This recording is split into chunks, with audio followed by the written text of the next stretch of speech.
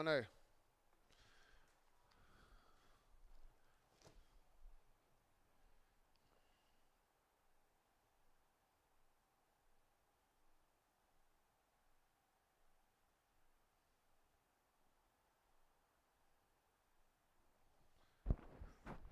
Mic check.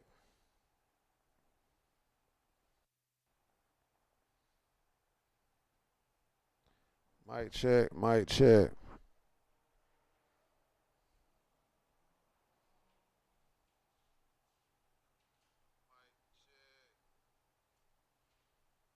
All right. Let's get ready to open up a Q&A. I ask that the sisters uncover their heads, brothers cover their heads. Let's face Jerusalem, Micah, and open up for Q&A. Our Father, which art in heaven, hallowed be thy name. Thy kingdom come, thy will be done on earth as it is in heaven. Give us this day our daily bread, and forgive us of our debts as we forgive our debtors. And lead us not into temptation, but deliver us from evil. For thine is the kingdom, and the power, and the glory, forever. In Jesus' name we pray. Amen. Q&A, question and answers. Questions we try to answer according to the word.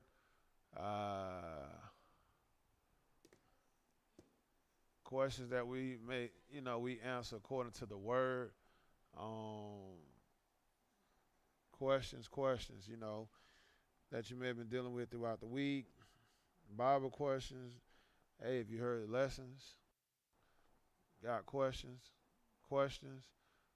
Something you may have read throughout the week. Questions, you got questions. So with that being said, we usually start inside with two. Then we go to the social media world with two. So we have a empty audience. So we just gonna chill out until somebody asks questions. What you about to say, Micah? What?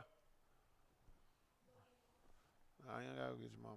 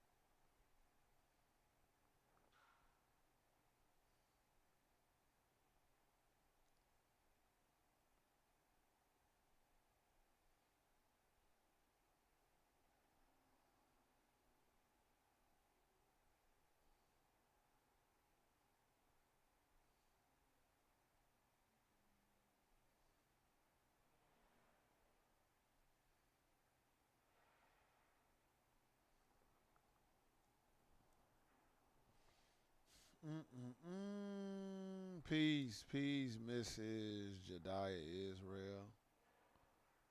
Peace.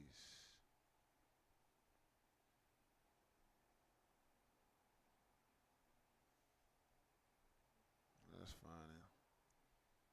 I mean, hey, it might be Sister Raquel or I can't see the little picture.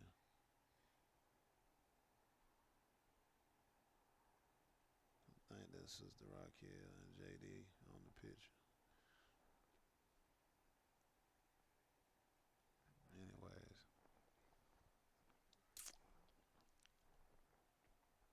peace, peace, peace.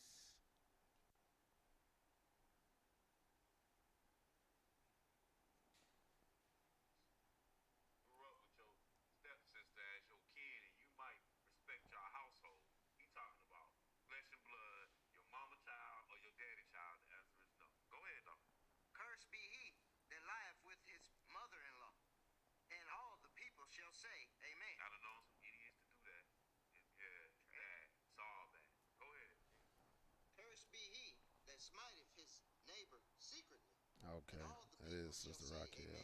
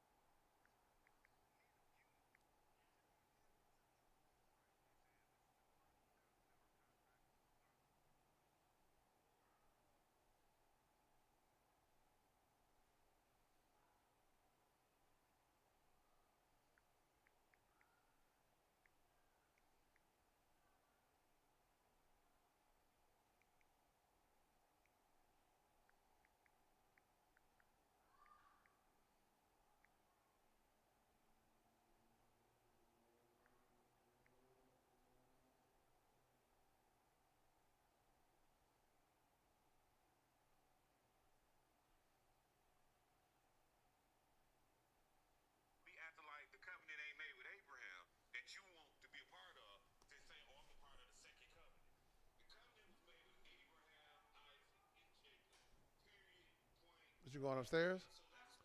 What you going upstairs? I ain't there this week, but if you want,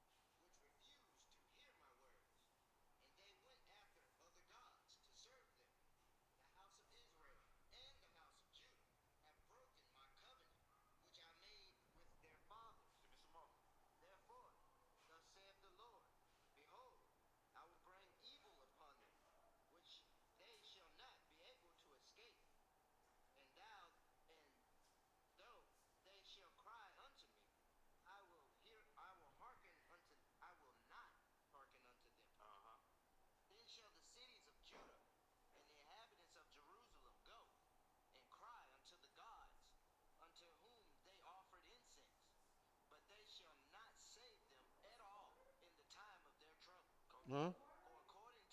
Huh?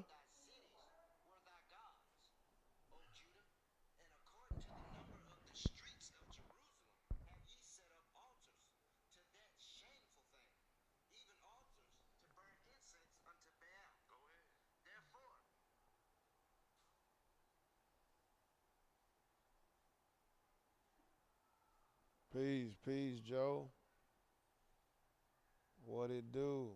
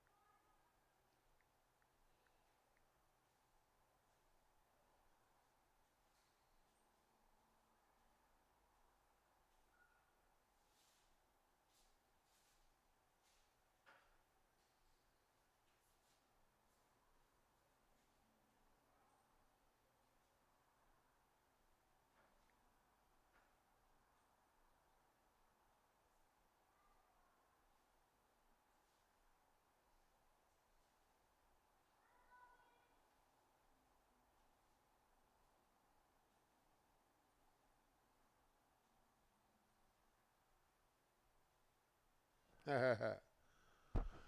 right. So, do's and don'ts. The Sabbath. Um, what are the do's and don'ts pertaining to the Sabbath?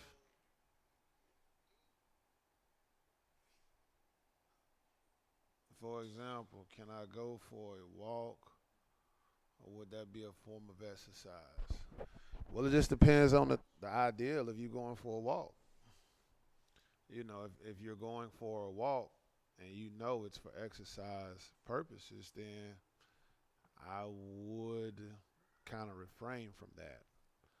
But if you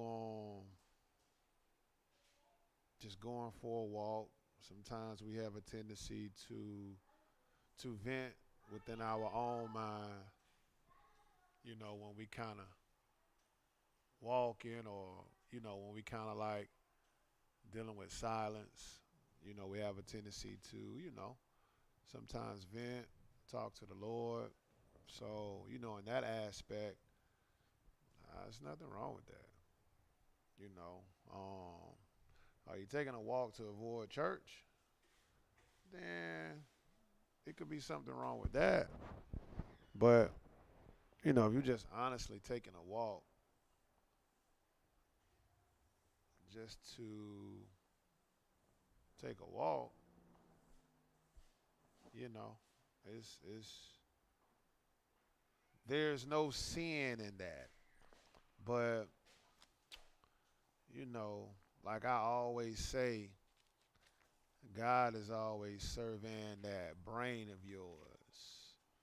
So, if the intentions aren't going against God in your walk, then like I just said, it's no harm, no foul, as far as in what we can read. But let's just kind of look at, what the Lord said about, you know, some rules that he set forth when it comes to making sure we're not polluting the Sabbath. So let's take a look at Nehemiah. Nehemiah, I want to say 13. Yeah, Nehemiah 13. And on Nehemiah 13, and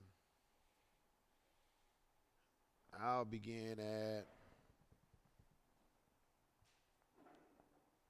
14. Remember me, O my God, concerning this, and wipe not out my good deeds that I have done for the house of my God, and for the office thereof.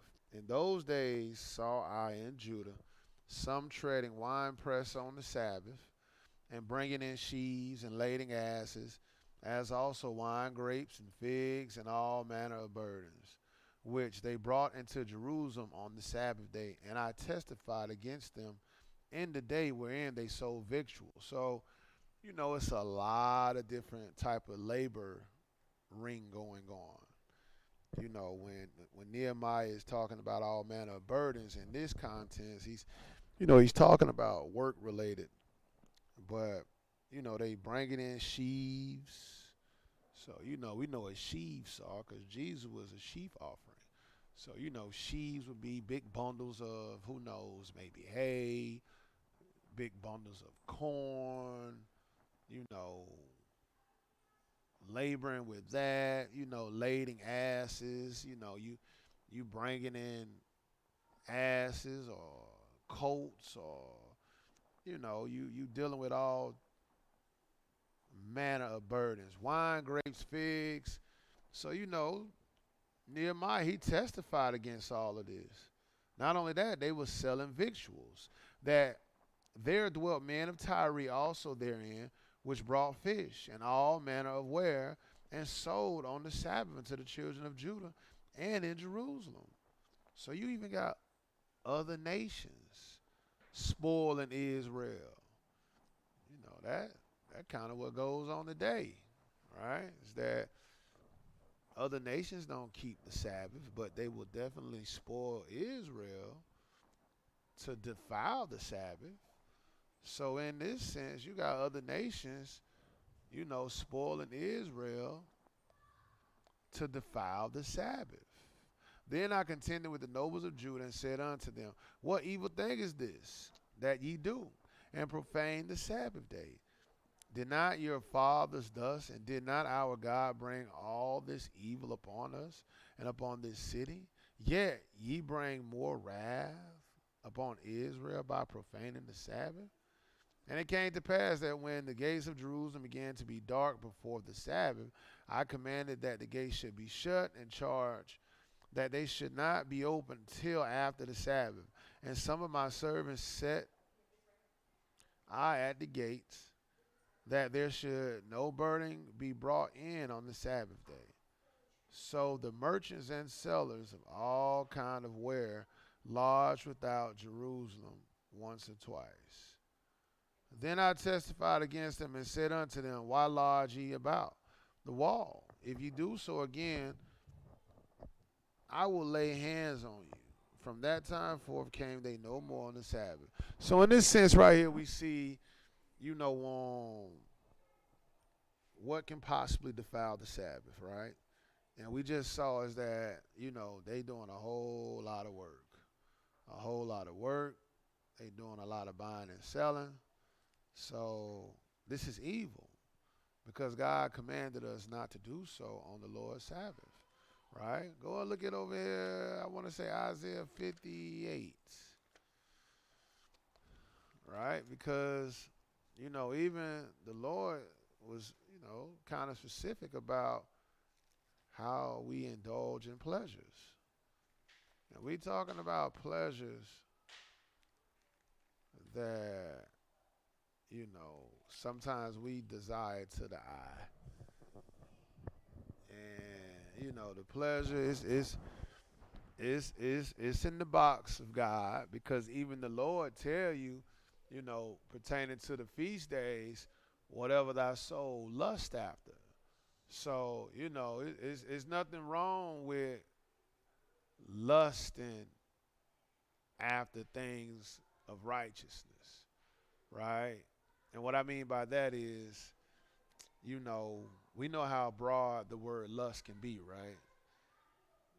But if we say we in the box with God, when pertaining to this word, then we can kind of simplify what are we getting at when we talking about pleasures or what your soul lusting for. We talking about, like I said, in the box with God, right? But look at this look at this Isaiah 58, right? Because we putting walking in the category of a pleasure. Again, God is always surveying that mind of yours. So, if you walking it out because you stiff or you tight or you want to cry out or pray to the Lord, or, you just walking to clear your mind. It's no harm, no foul from what we can read. But if you're doing this to avoid going to class, that could be an issue, right? That could be an issue. But if you're just doing it, let's say after you've got out of class, or let's say you ain't even got a location to go and fellowship at, right? And you watching class online. That's all you able to do. And let's say class online is over and you want to decide to take a walk. What's really wrong with that? But if you're trying to get your steps in and you counting the steps on your watch and you got a little pace going, and you now you might be doing a little too much. You know what I mean? And that, we ain't gonna really do that. We can count steps 6 days a week. But like I said, look at this Isaiah 58, right? Isaiah 58:13, it says, if thou turn away thy foot from the Sabbath. So look at what the Lord said through the mouth of Isaiah. Hey, if you taking a walk and you turning away your foot from the Lord's Sabbath, that could be an issue. That really could be, right? So right here we see is that if thou turn away thy foot from the Sabbath, from doing thy pleasure on my holy day, and calling the Sabbath a delight, the holy of the Lord honorable, and shall honor him, not doing thy own ways. See that? Hey, that walk can be tied to your own ways. And your own ways could be you getting your fitness in, right? And again, like, in somebody's mind, they could be like, well, I'm going for a walk, so that is my own ways. Well, hey, if you want to, be over righteous, by all means, go ahead. But, we can't really read in the Bible that somebody taking a walk, they doing their own ways, or, they finding pleasures. Like, nah, what if you got a woman that's pregnant and she been sitting all throughout class? She want to stand up and she want to walk, right?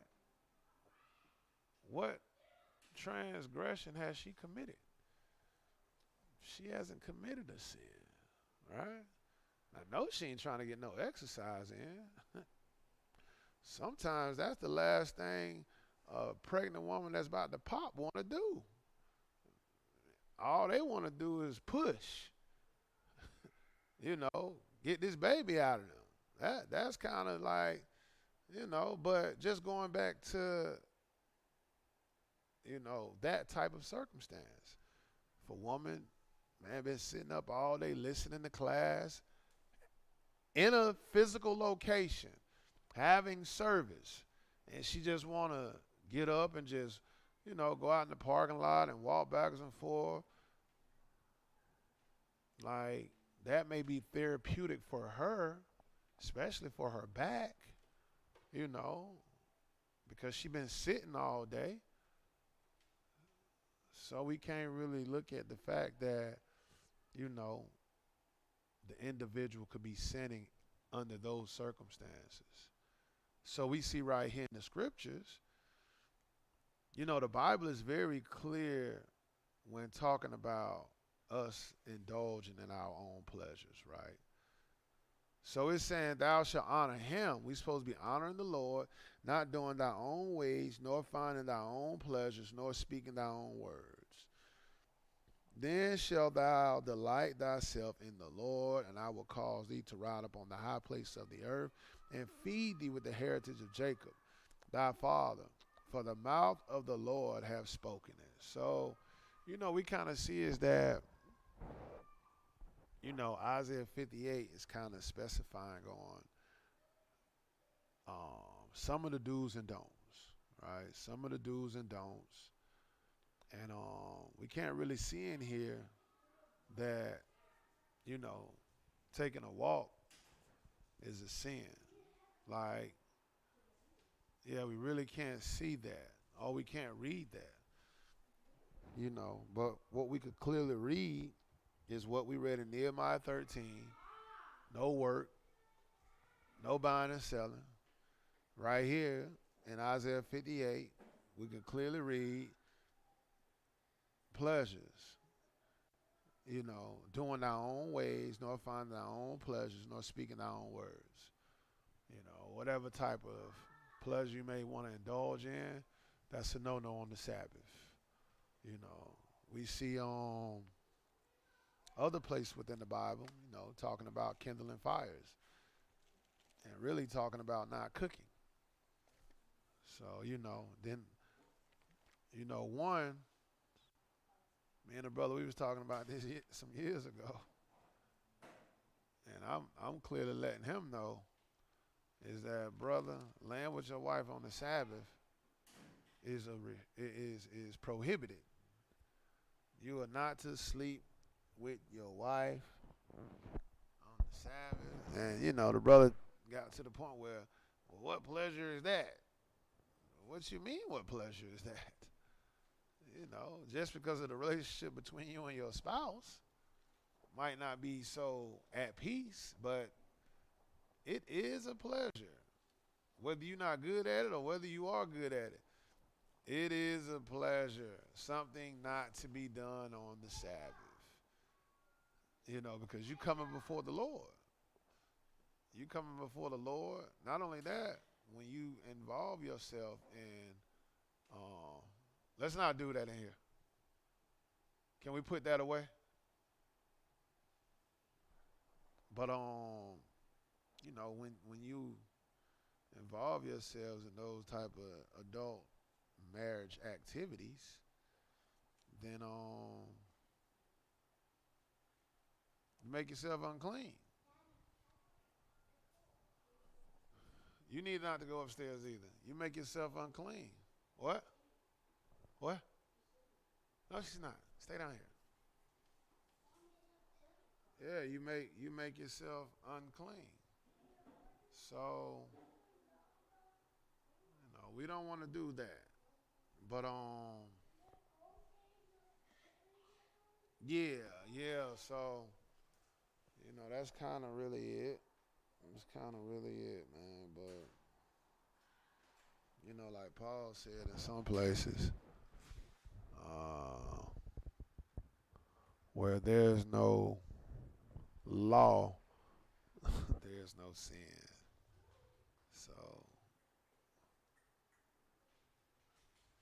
pertaining to walking, just as long as they just walking, freeing their mind. But praise the Lord, brother. Praise the Lord,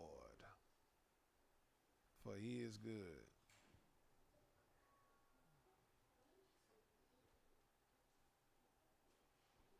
Thanks for the question, my brother. Because I'm just sitting up here, just sitting. Anybody got questions? Okay.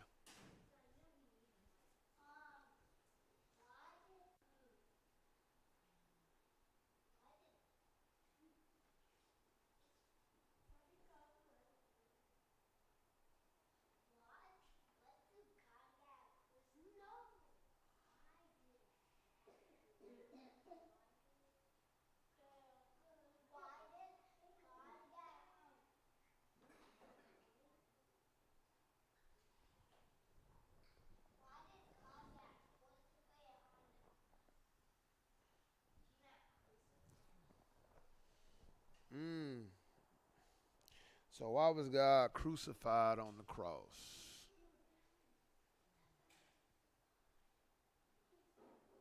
All right, I answer that after this question. All right, I answer y'all question after this one. Is eating genetically altered or chemically foreign food considered unclean, or is that considered unclean? I don't know, Sister Kim. I think. Can you look at your question again? It says, I'm assuming you're saying, is eating GMOs unclean? Because I'm reading, it says, is eating genetically altered or chemically foreign food considered unclean? So I'm going to just take that. That's saying unclean. That's what I'm going to take. I'm going to take that says unclean. And to answer your question, no. Eating GMOs is not eating unclean. Hold on for a second.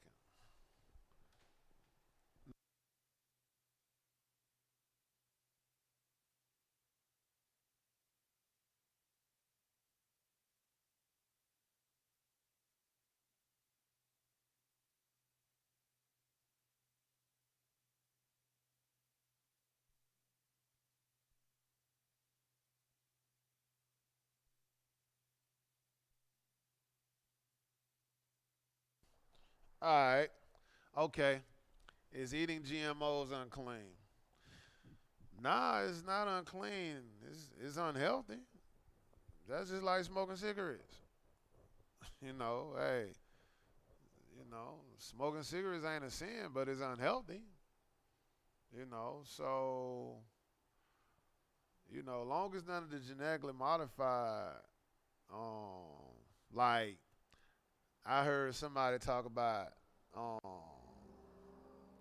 crab meat, talking about it ain't even the real crab meat, and they said something about it's what did they call the crab meat? They said the crab meat is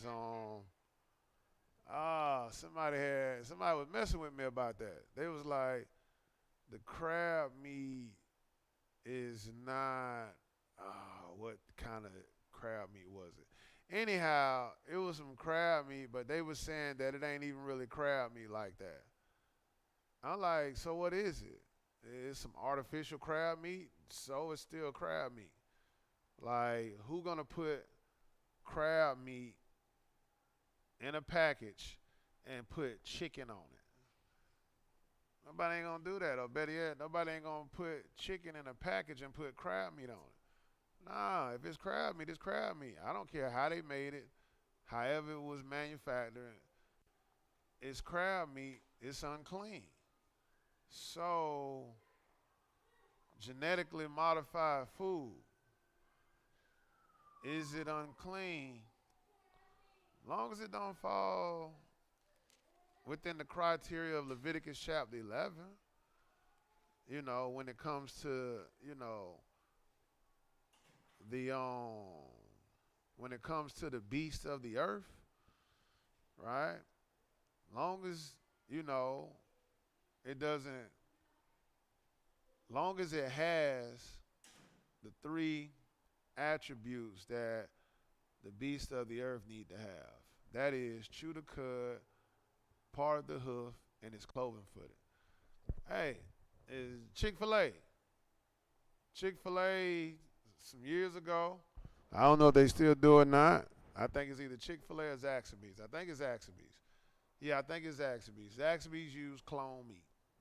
And that's what they were saying the lobster meat. I mean the crab meat was. It was cloned. Well, that still makes it unclean.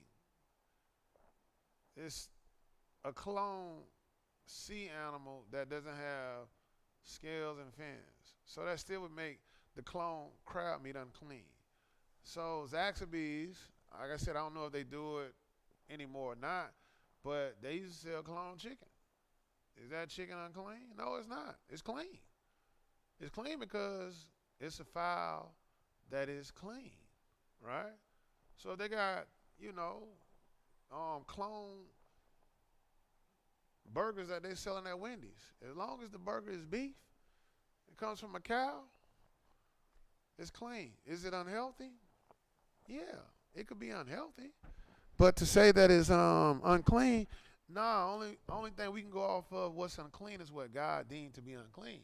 And like I said, we could read that in Leviticus chapter 11. So when he talked about the beasts of the earth, he said you had to be cloven-footed, part of the hoof, and chew the cud.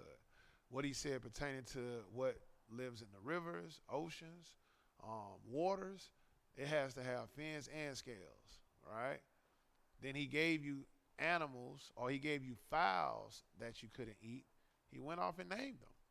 He gave you insects. He said you could eat the ball locust, you could eat the grasshopper, you could eat beetle. Any other insects fall outside of that scope is considered unclean. You know, then he gave you land creatures or land lizards like alligators, lizards, snakes. All that is unclean. So God is very specific when it comes to, you know, what's clean and what's not unclean. You know, I did all of that stuff, man. I had an argument with a brother about this, and he was like, "Oh, you know, that's our problem now as black people is that, you know, we're not eating healthy, and you know that is a big issue of why we in the condition we under." I'm like, we under the condition we under, brother, because we ain't keeping the commandments of God. Now, when you talk about people eating unhealthy, what are you talking about? All they eating is Doritos and Snicker bars and cakes and Hot Pockets, cheese Hot Pockets. All right, bro, that's all they can afford. That's what they prefer to eat anyhow. So if that's what they prefer to eat, then, you know, we can't say that their condition is because of what they eat. Nah, their condition is what they are because they're not observing God's commandments. So, you know, hey, if people decide to eat those GMOs, then that's what they choose to do. Like I said, I did that.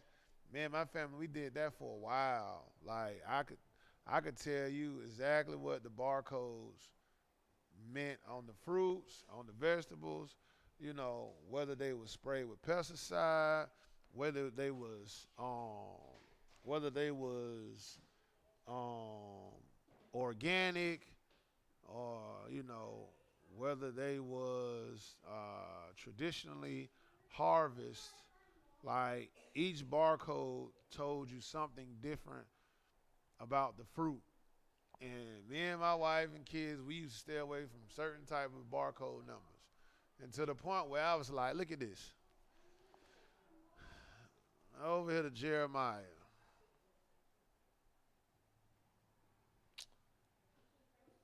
Go to Jeremiah. Man, y'all need to do what I tell y'all to do. Go over there. No.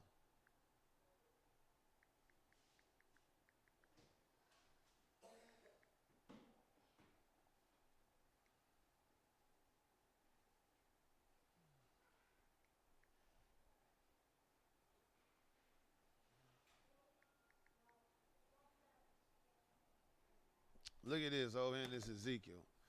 Ezekiel chapter 4. Now, I was listening to NPR. You know, I listen to NPR. My kids was mad at me all week long because I was taking them to school and I was listening to NPR, right? National Public Radio. And it was a segment on there where they was talking about, first of all, I didn't know that IV bags was, you know, they came from a certain type of tree leaf. So there's a shortage, I want to say, over there in the Carolinas, that little town that was hit real hard from Helena, Hurricane Helene. Well, it's a shortage in that area of IV bags. And what was destroyed was a type of leaf come from a tree that they use to make this IV bag. But I was listening to a segment and they was talking about the diabetes pandemic, right? And they was talking about a lot of it being caused by the plastics, right? That's contaminating a lot of our drinking water.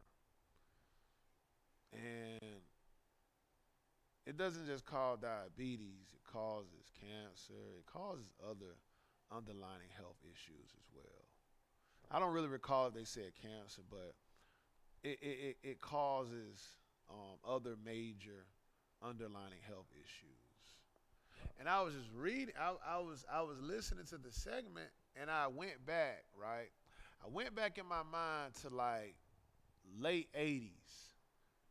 Late 80s, early 90s, a lot of drinking products was in glass bottles, right? I remember I used to drink Gatorades out of the glass bottles.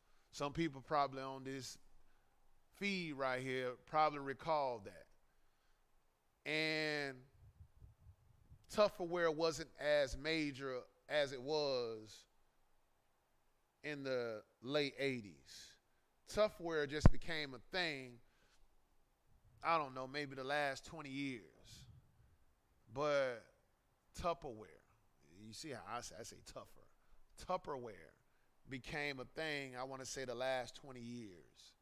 But the segment was talking about how chemicals are being released into our drinking water because a lot of the bottles, a lot of the drinking water that we buy, whether it's spring water, if it's in plastic, it's been contaminated with the chemical that's inside of the plastic.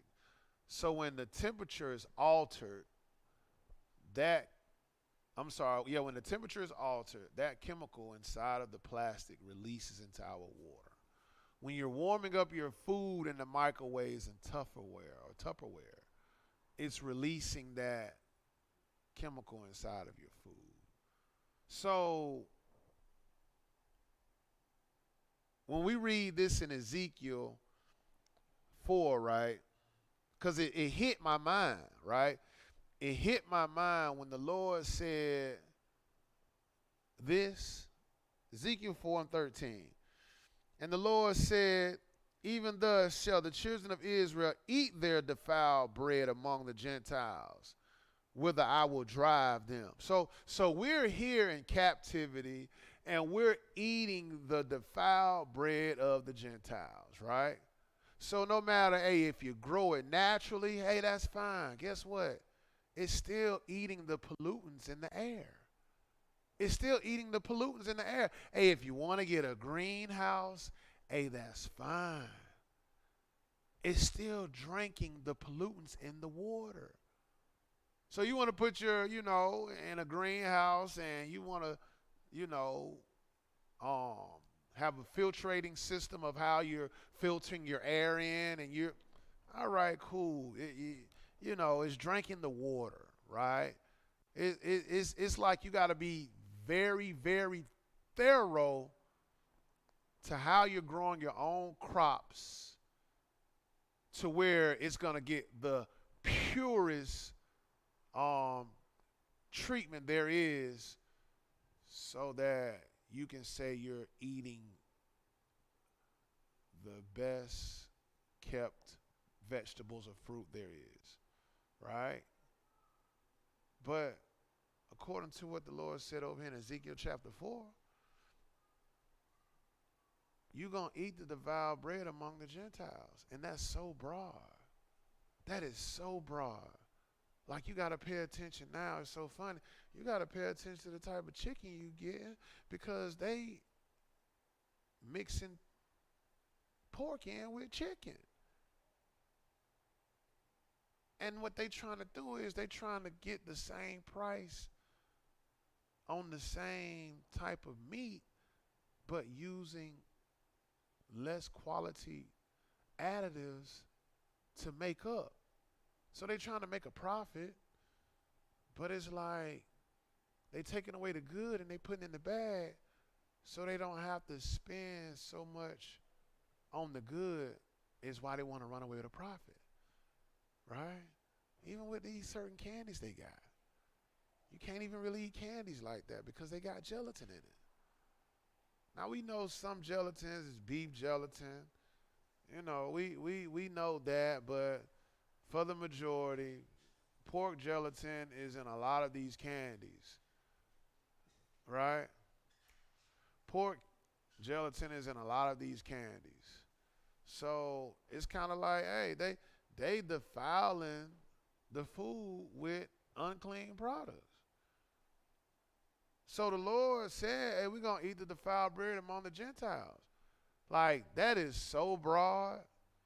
I mean, so broad, because like I was saying, there's an epidemic behind diabetes, behind high blood pressure. It's an epidemic, you know. We stand sick. And just think about it.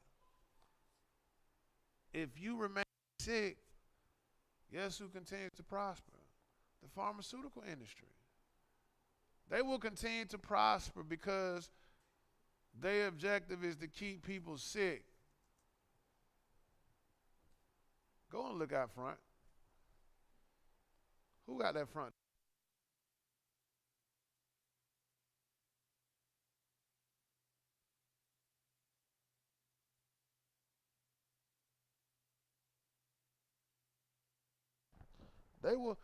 They continuing to keep people sick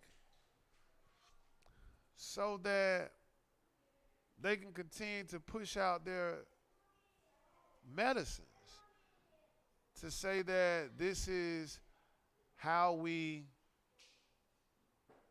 can aid ourselves. But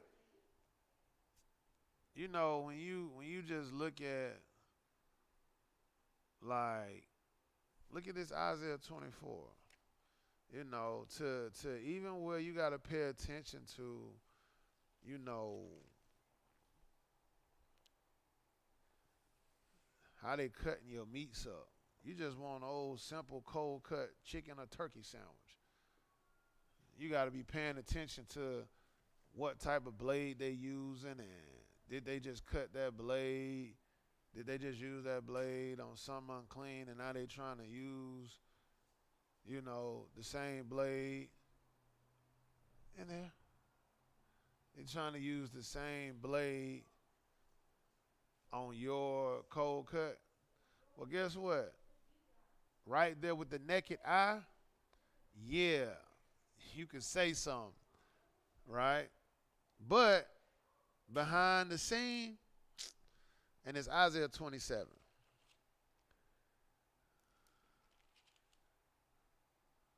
Not Isaiah 27. It's Isaiah 24. Yeah. But right there in front of you, me, hey man, can you change your gloves up? Can you clean that blade? Can you clean that sandwich? That's me. Can you clean that sandwich knife that you better cut? Yeah, that's me, right? But me, that's why I never look, right? If I go to a fast food joint just to grab something real quick, and I'm not a big fast food guy. I'm not, right? Yeah, you may see me large in stature, but I'm not a big fast food guy at all. But when I do it, I clearly let them know what not to do in preparation of my food, and I turn my head. Because you're going to see all kind of stuff going on back there, and it's going to usually, it turns me off, right? I'll let them get all the way up to the point of preparing the food, and I'll be like, hey, can I get my money back? I changed my mind.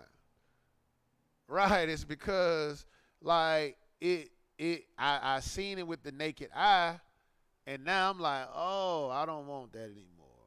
Like, I just can't believe what she did. She just grabbed some bacon with her gloves And then she put the bacon down and picked up my bun with the same glove she had on touching the bacon, and she put it on top of the burger. See, if I see all of that, I'm going to get, now I don't want it. But you got to understand is that, hey, you ain't going to be able to see how they processing all this meat. Because look at what it says right here in this Isaiah 24. Isaiah 24, and look at what verse 5 says. It says, the earth also is defiled under the inhabitants thereof, because they have transgressed the laws, changed the ordinance, broken the everlasting covenant. You see that? Hey, they changed all of God's laws. So it's kind of like clean and unclean don't really matter to the meat market, right? Like I was saying earlier, you know, GMOs, as long as it's nothing unclean, you know. But is it healthy for you? No, it's not. But just looking at right here, hey, the earth is defiled. So what we trying to do is, we trying to do what we can the best way we could, right? Go look at this Judges, right? Right? Judges. Judges, I want to say chapter 5.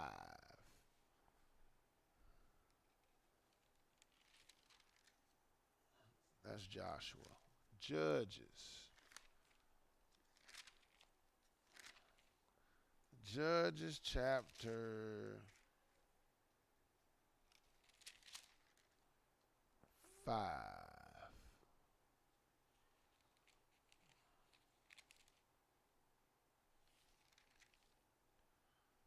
Judges chapter 5. And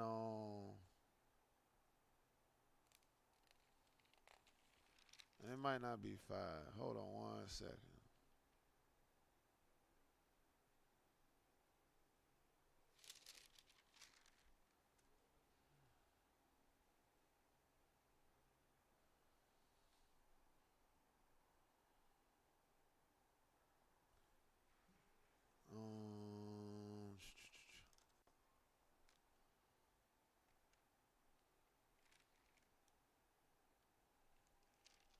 It's in Judges though.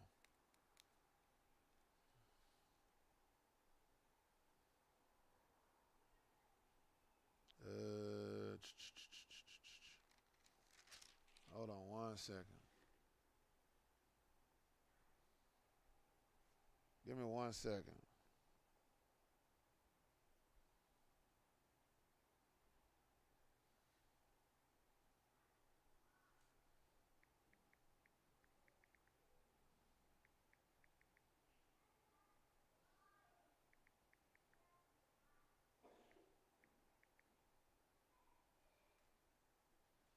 Judges 5. I thought I seen it. Okay, Judges 5. Judges chapter 5. And on verse 11, it says, they that are delivered from the noise of archers in the places of drawing water, there shall they rehearse, right? There shall they rehearse the righteous acts of the Lord, even the righteous acts towards the inhabitants of his villages in Israel. Then shall the people of the Lord go down to the gate. So even, right, this is,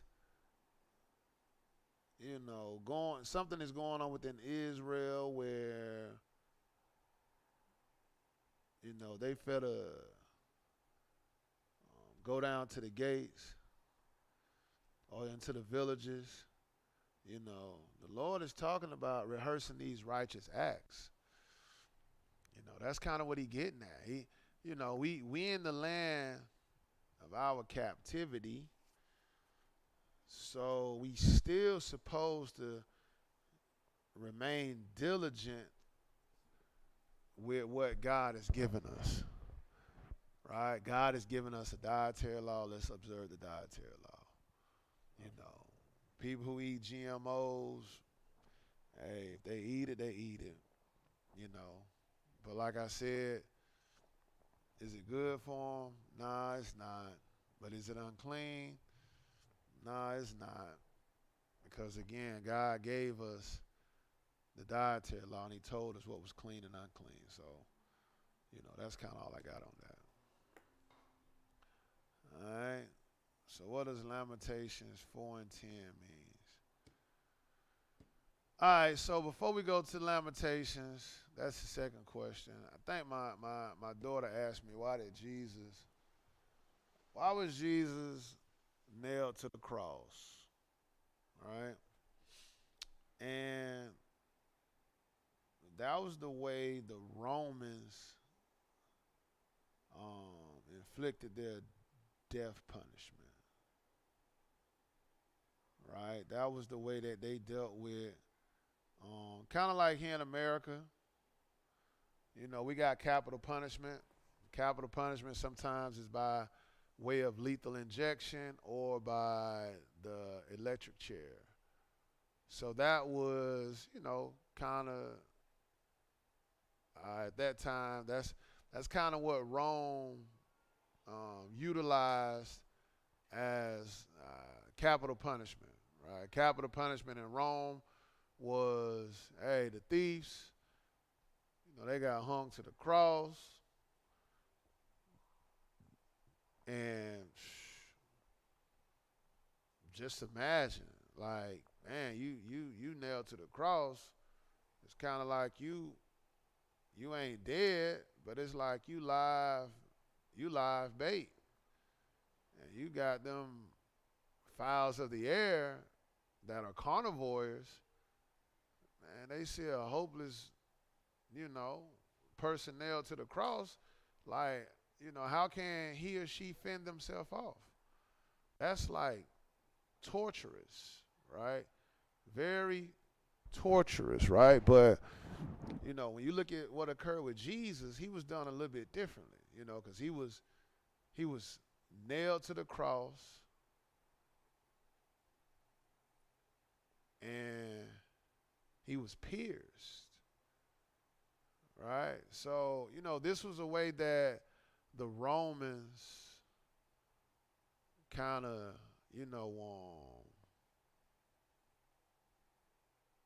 did their capital punishment. But this was something that had to happen to Christ because it was kind of already foretold of, right? It was foretold of. So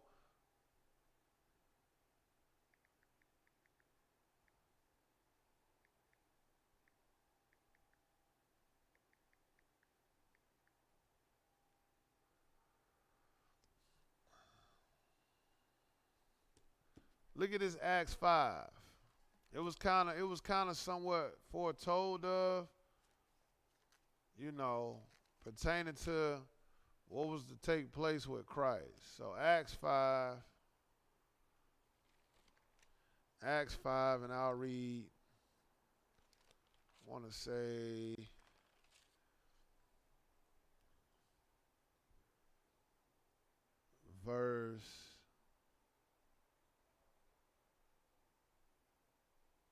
I'll start at verse 27.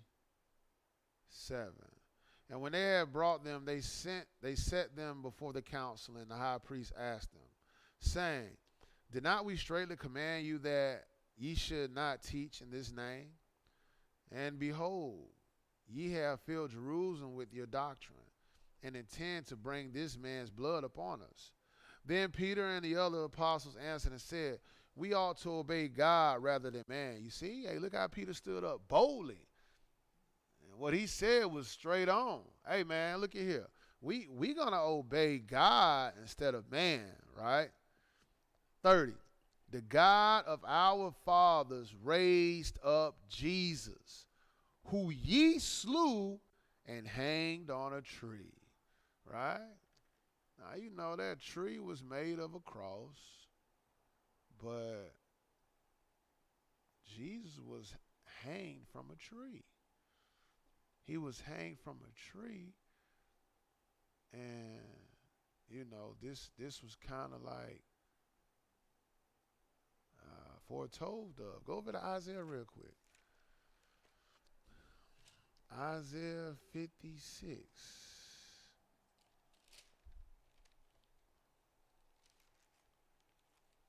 Not Isaiah 56, Isaiah 53. Isaiah 53, and it don't necessarily say anything about him being hanged from a tree in Isaiah 53, but it does say pertaining to what was to happen to him all the way up to the event of him being hung from a tree or being nailed to a tree. So Isaiah 53, and I'm going to pick it up at verse 4. Surely he had borne our griefs and carried our sorrows, yet we did esteem him stricken, smitten of God, and afflicted. But he was wounded for our transgression, he was bruised for our iniquities. The chastisement of our peace was upon him, and with his stripes we are healed. Right? But look at, I'm going to skip down to verse 8. It says, and he was taken from prison and from judgment. Who shall declare his generation? For he was cut off out of the land of the living. For the transgression of my people was he stricken. You see that? He was killed, right? And we talking about all the way over in Isaiah 53. Isaiah 53 talking about, the death of Christ. So verse 8, at the bottom of that, it says, he was killed or cut off for the transgression of my people was he stricken, right? Verse 9, and he made his graves with the wicked. Look at what he made his graves with, right? He made his graves with the wicked and with the rich in his death, because he had done no violence, neither was any deceit in his mouth. So we talking about he made his graves with the wicked. Who's on the cross with him? Two thieves. Right? Two thieves. Yes, one of the thieves did repent. That's why Jesus said, today you're going to be with me in paradise. Was he talking about when he told that thief at that particular moment? No, he was talking about what was to come in the future when he returned. That's when you're going to be in his paradise. But the other thief was mocking him, ridiculing him. But the Bible is letting you know, hey, he made his grave with the wicked and with the rich in his death. Verse 10, yet it pleased the Lord to bruise him. He had put him to grief. When thou shalt make his soul an offering for sin, he shall see his seed. He shall prolong his days, and the pleasure of the Lord shall prosper in his hand.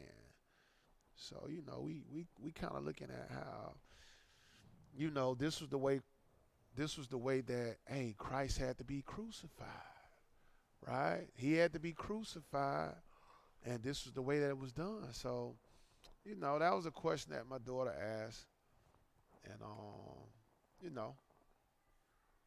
that's kind of what we tend to get out of that. So it says, Mrs. Shebrew, how you doing, sis? Blessed Sabbath. What does Lamentations 4 and 10 mean? All right, let's go take a look at it. Lamentations. Jeremiah wrote the book of Lamentations too, for all those who didn't know. Jeremiah wrote Lamentations, and lamentation, he's lamenting, right? He's lamenting, meaning he's mourning or he's weeping. Because when you read the book of Lamentations, it's a lot of like a bad hand the Lord is dealing the nation of Israel. Because when you look at Jeremiah itself, Israel has gone into captivity. I want to say they're about to go into captivity to Nebuchadnezzar, right? So lamenting or lamentations is what's happening to them within their captivity, right? So, it's a lot of lamenting going about, or a lot of weeping going on. So Lamentations 4 and verse 10. The hands of the pitiful woman have sodden their own children. They were their meat in the destruction of the daughter of my people. Okay. The hands of the pitiful woman have sodden their own children. They were their meat in the destruction of the daughter of my people. All right, let's read from the top. Right, let's read from the top, and we'll probably skip around. We ain't gotta read all the way from the very top, but you know, we're gonna start at.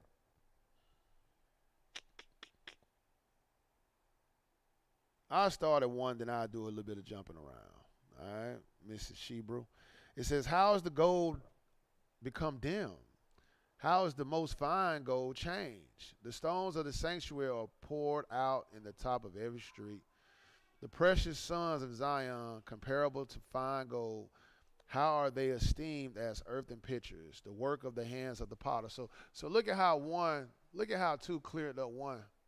Just letting you know is that the Bible, it clears itself. So two is just, it told you what the Lord was talking about in verse 1. Not talking about literal gold, but talking about the sons of Zion.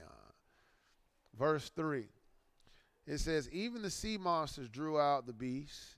They give suck to their young ones. The daughter of my people is become cruel, like the ostrich in the wilderness."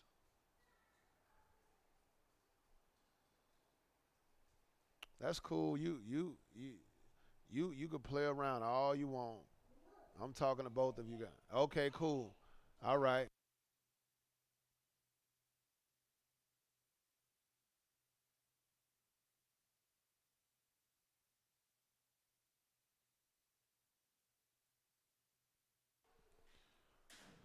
So it says in the bottom of verse 3, it says, "Of my people is become cruel, like the ostrich in the wilderness." So the Lord is, letting you know is that.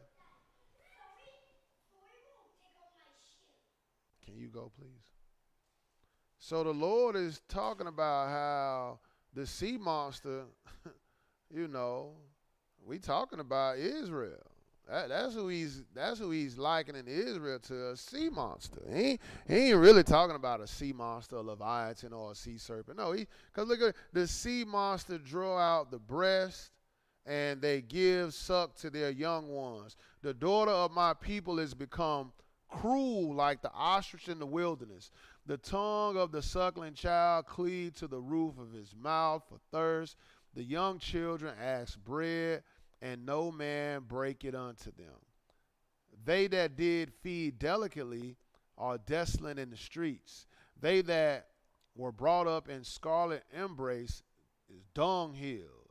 So we talking about a people that at once upon a time was top tier, right? Top tier, top quality, kings, queens, right? This was the status that we had once upon a time, but now we've been brought real low. Why? Because we've been worshiping all these gods of these other nations.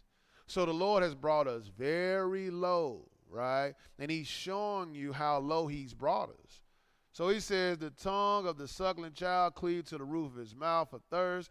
The young children ask for bread, and no man break it unto them. Verse 6, for the punishment of the iniquity of the daughter of my people is greater than the punishment of the sin of Sodom, that was overthrown as in moment, and no hand stayed on her. Meaning nobody was able to save her.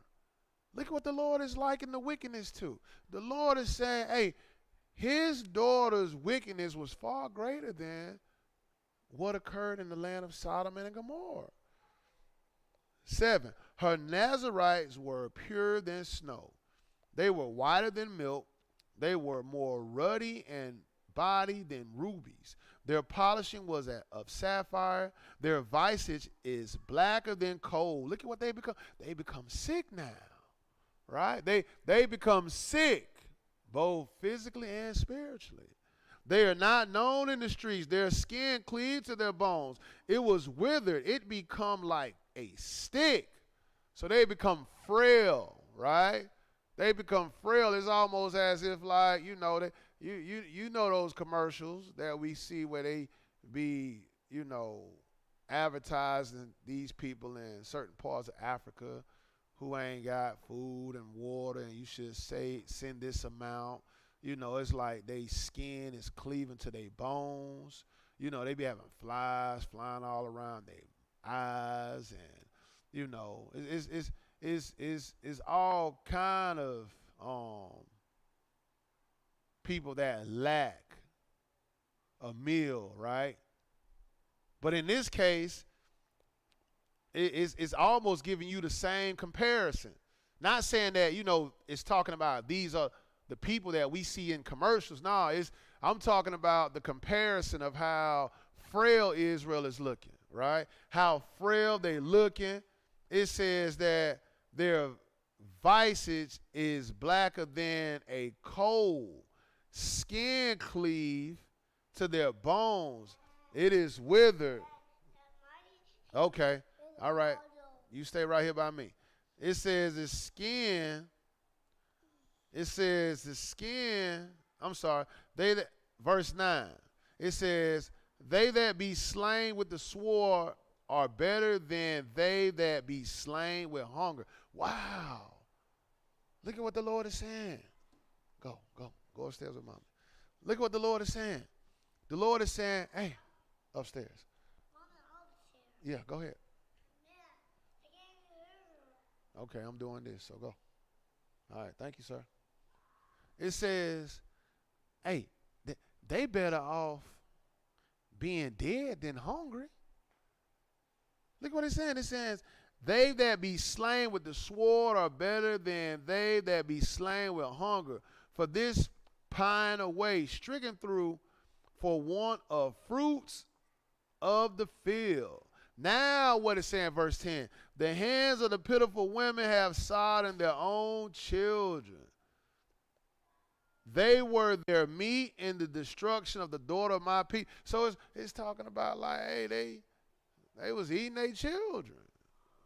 All right, that's what we're reading right here. They was eating that, because look at what it talked about. It talked about them, you know, being starved out. The Bible just said, hey, it would be better for them to be killed with the sword than to be killed with hunger. So now it immediately flows into verse 10, and it's talking about the hands of the pitiful women have sodden their own children. Right? Sodden their own. You know what it means when you sodden your laundry clothes? It's like you kind of like letting it soak in the water so that the water can kind of seep through all of the stains that then come out, and it just sit there for a while. That's the same thing when you're doing with your meats, right? You letting it sit up and you sodding it until it gets, you know, to a soft point, I would assume. And now you want to eat it. Well, it seemed like that's what was going on with the children. And this doesn't look like something that's all done spiritual. This looks like something that was physically going about. Because think about it. Israel is in captivity at this moment. Was cannibalism going about? Yeah, it was going about, because it's in other places within the Bible that I can read you. Go to Deuteronomy. Well, let's keep reading. Verse 11. The Lord hath accomplished his fury. He hath poured out his fierce anger and hath kindled a fire in Zion. It had devoured the foundations thereof. Go over to Deuteronomy 28 real quick.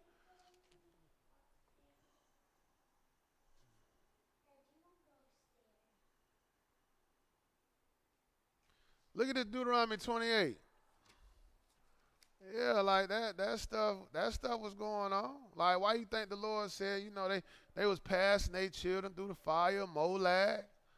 You know what I mean? Like Israel was doing some wicked stuff, man. But look at this Deuteronomy 28 though. Deuteronomy 28, and we know that these are the gifts and the curses. But Deuteronomy 28 and I'll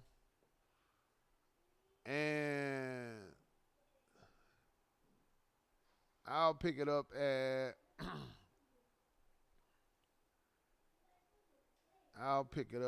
verse, I just saw it. tail, be the tail. Upon thee. Here we go. Deuteronomy 28 and 52. And he shall besiege thee in the gates until thy high place and fence walls come down, wherein thou trustest throughout all thy land. And he shall besiege thee in all thy gates throughout all thy land, which the Lord thy God hath given thee. And thou shalt eat the fruit of thy own body, and the flesh of thy sons, and of thy daughters, which the Lord thy God hath given thee, in the siege, and in the straitness, wherewith thy enemies shall distress thee. 54. So that the man that is tender among you and eat. So we talking about the fruit of your womb. Right? That's and even when you look into history, right? When you look into history, when Jerusalem was sacked by Titus, he had starvation tactics going about to where they couldn't get food within Jerusalem. So they turned to eating their own children. Like, I got a history book over here called Bible of the Atlas, and it tells you is that, you know, starvation tactics was going about, and, you know, Israel was doing this. But even right here we see is that, hey, it says the besiege, you know, that the besieged is going to, you know, lock you in the gates. And you're going to eat the fruit of thy own body and the flesh of thy sons and of thy daughters. So, you know, like, you can't throw out the idea that cannibalism was going on with Israel in certain aspects. Nah, man, like, just think about what we was getting away from when we was in Egypt. Right? What we was trying to get away from when we was in Egypt. We was trying to get away from, you know, a lot of wickedness. And a lot of wickedness influenced us. Right? A lot of wickedness influenced us. And, you know, it's kind of like when we was under the influence of this wickedness, boy, it's like the Lord's hand got a little more stiffer on us. And that probably was the tipping point. Okay, go. Okay, go. I said go. And that probably was the tipping point to us being sold in the cap. No. Go. Close the door and go. And that was the tipping point to probably us being sold into captivity. So, yeah, that's what I'm reading when I see that Lamentations 4 and 10, sis. So, hey, praise the Lord. That's what's up. So, Numbers 19. What is the water of separation? All right, let's go and look at it. Numbers 19.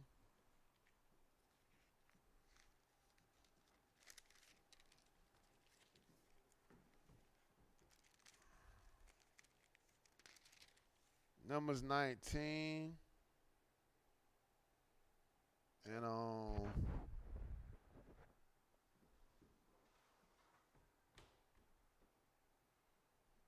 I see it in verse 20.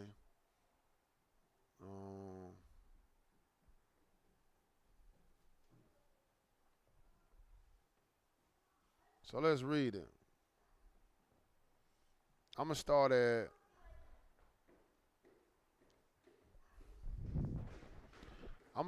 verse 13.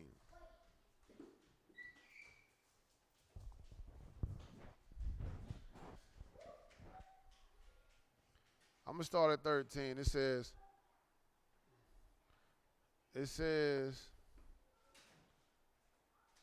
I'm going to start at 11. He that touched the dead body of any man shall be unclean 7 days. 12. He shall purify himself with it on the 3rd day. And on the 7th day he shall be clean. But if he purify not himself the 3rd day, then the 7th day he shall not be clean.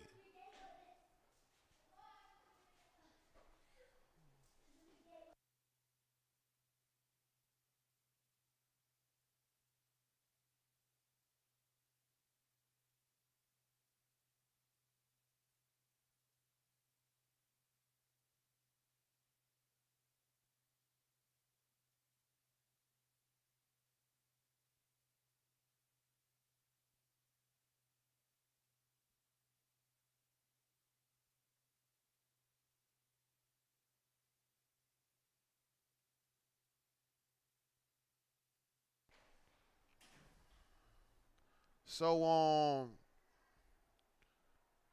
so the bottom of verse 12, it says, but if he purify not himself the third day, then the seventh day he should not be clean. So, you unclean for 7 days if you come in contact with a dead body. But, hey, the third day, you need to purify yourself. Don't think that it's okay for you to wait till the 7th day to make yourself. Nah, the Lord giving you rules, and the rules he's giving you in purification, far as in when you coming in contact with a dead body, you need to make sure on the third day you purify yourself. Now, understand what we're dealing with when we're reading Numbers 19, right? In Numbers 19, we're looking at a government that's established in Jerusalem. This government is established in Jerusalem, so just realize the government set up in Jerusalem, we was able to control our food. We was able to control certain type of livestock. We was able to, build things with certain type of building material. We was able to make altars with certain type of material. We was able to keep the law. We was able to, bring people before God or before the priest when they didn't keep the law, what was to be done to them. We was offering up sacrifices. We was definitely making sure the Sabbath was not defiled, but you had some hard-headedness that was going about that did get themselves caught up, and they got stoned to death. So what I'm getting at, sis, is that in Numbers 19, we had a government, right? A government that was able to run Jerusalem like a fine sewing machine, right? So when we're looking at this, let's just keep in mind Isaiah 24. The whole earth is defiled at this point. But we're reading this for the sake of, you unclean, you come into contact with a dead body right now. So you definitely can keep this. Hey, you know what? I'm going to clean myself up on the third day, because what we read in Judges chapter 5, we read that, hey, we trying to keep the righteous acts before God. So you trying to do it the best that you can with what you got, right?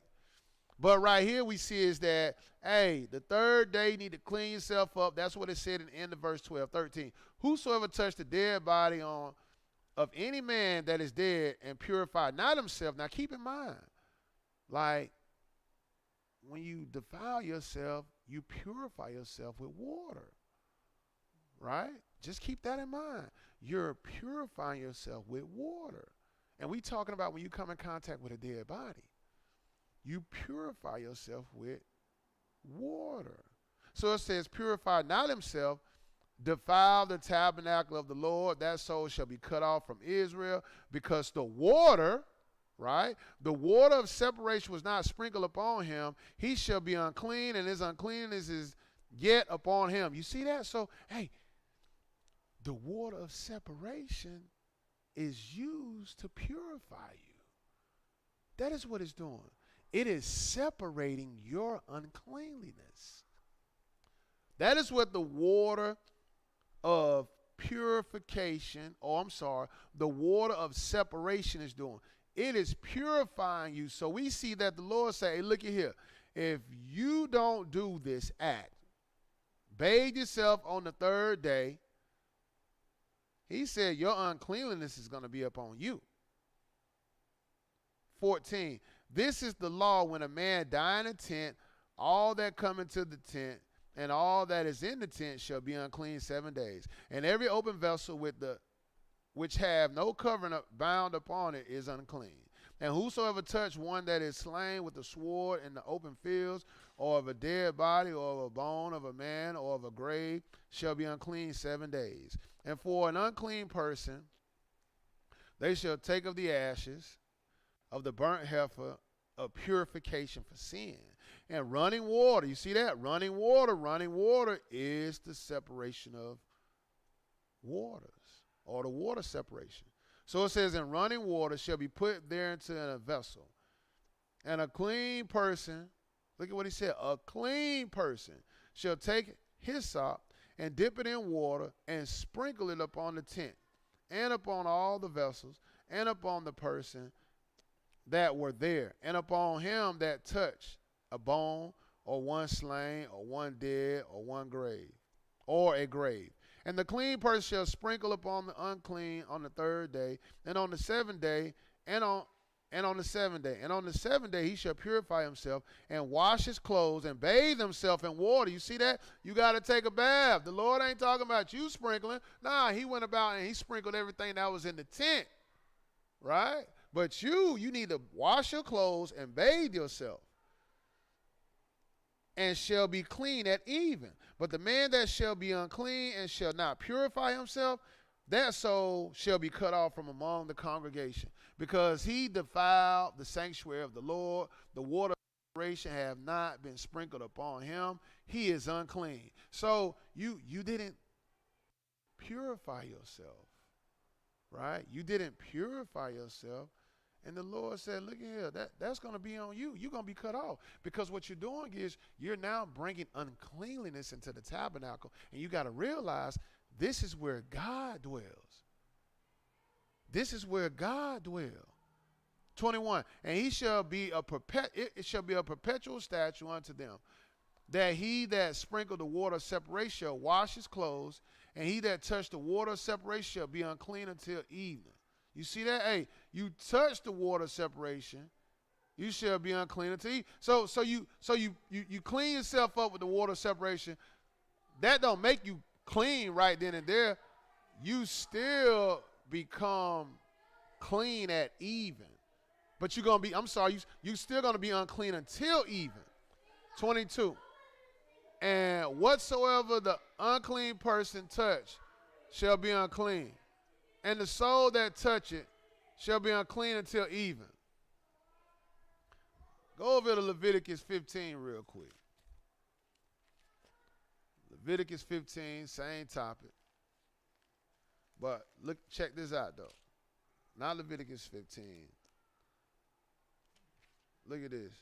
Leviticus.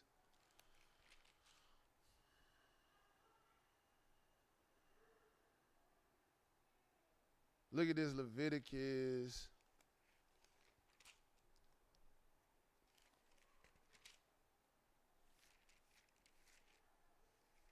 I got a hard-headed son.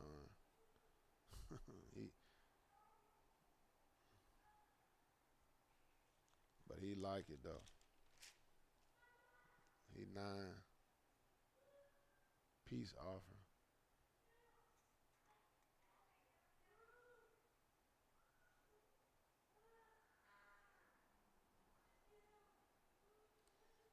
Hold on. I think I just read it. I think I read it, but let me look at Leviticus 15. Leviticus 15, and I'm gonna read.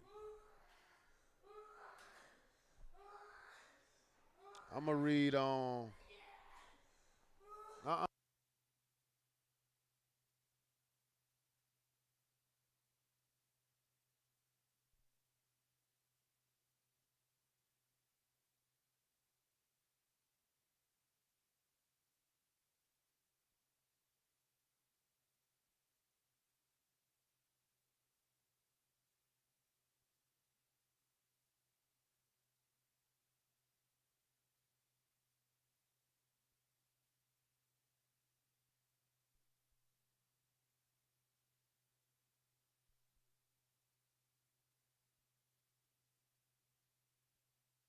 Excuse me for 1 second. Excuse me for 1 second.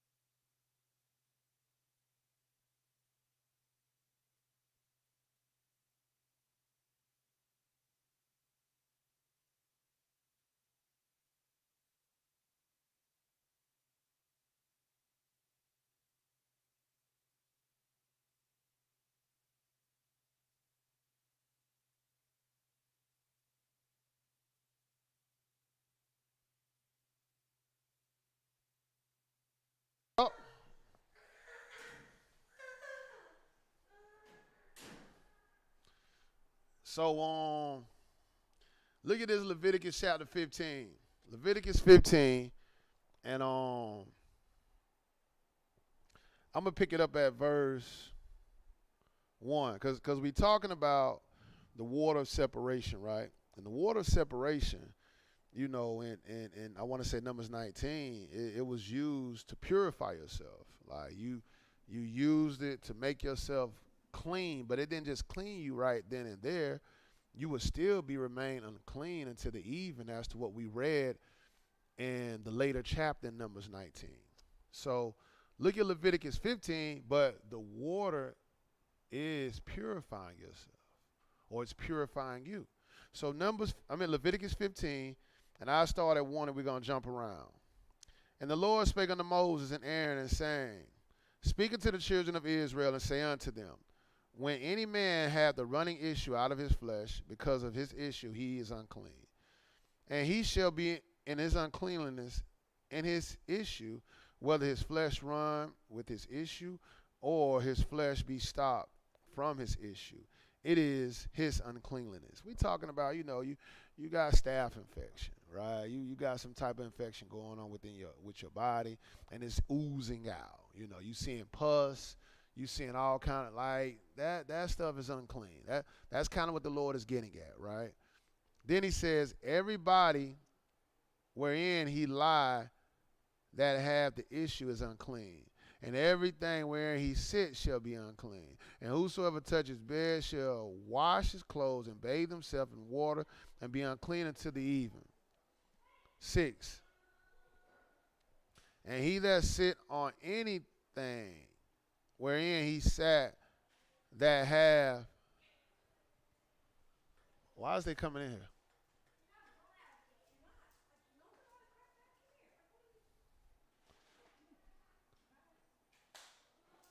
Wherein he sit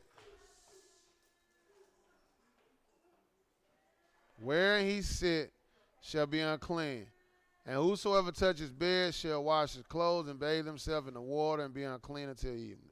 6. And he that sit on anything wherein he sat that have the issue shall wash his clothes and bathe himself in the water and be unclean until evening. 7. And he that touch the flesh of him that have the issue shall wash his clothes and bathe himself in water and be unclean until evening. So look at what, is constantly going about, right? We seen from Numbers 19. We see now in Leviticus 15, water was used to separate their uncleanliness. Like it was used to separate their uncleanliness, right? So we even see right here, hey, you got a running issue within yourself. Hey, you're going to remain in your uncleanliness until that stuff heals up, right? After the matter, you're going to bathe yourself. Wash yourself in water. Verse 8, and if he that have the issue spit on him that is clean, then he shall wash his clothes and bathe himself in water and be unclean until even. So hey, if the person that's unclean spit on somebody, you just made them unclean. Right? Now they got to wash themselves in water. 9. And what saddle soever he ride upon that have the issue shall be unclean. Right? So we looking at somebody who has a running issue. Right? We're going to skip down now to verse 11. Still pertaining to the same uncleanliness. And whosoever he touched that have the issue and have not rinsed his hands in water, he shall wash his clothes and bathe himself in water and be unclean until the evening. See, so much for the Lord thinking that, it's always okay to eat with unwashed hands. Nah, you need to clean your hands, right? You need to wash your hands. Not only that, bathe yourself, wash your clothes, right? I'm going to skip down now to verse, I'm going to keep reading. 12. And the vessel of the earth, now I'm going to skip down now to 15. And the priest shall offer them The one for a sin offering and the other for a burnt offering. And the priest shall make an atonement for him before the Lord for his issue. 16. And if any man's seed of copulation go out from him, then he shall wash all his flesh in water, and he shall and be unclean until evening.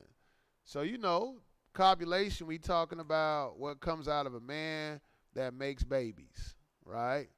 And at this point, we talking about, after husband and wife, have partook in some grown-up activities. Afterward, what? They need to take a bath. Now, in this sense, your uncleanliness isn't going to run like, when you come in contact with the dead. You come in contact with the dead, you're going to be unclean for 7 days. On the third day, you're going to wash yourself up. Then the seventh day, you're going to be made clean. In this case right here, you're going to just be unclean until the evening. That's what you're going to be. But it says, hey, if the copulation go out from him, then he shall wash all his flesh in water. Look at what's happening. The water is separating your uncleanliness.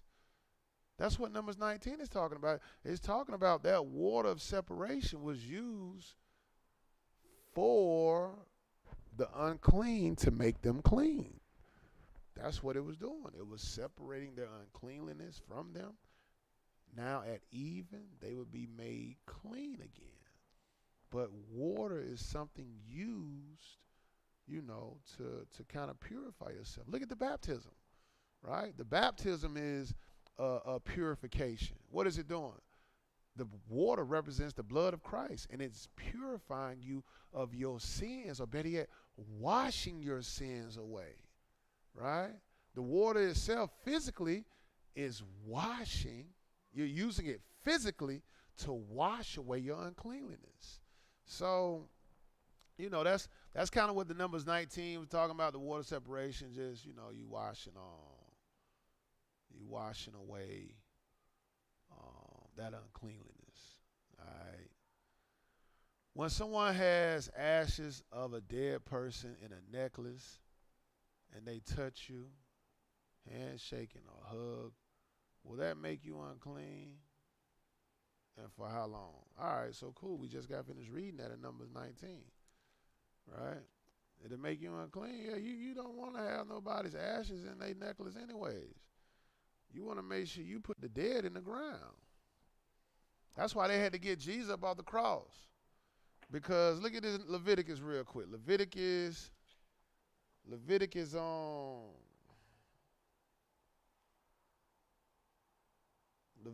Deuteronomy 22. Deuteronomy 22, or it might be 24.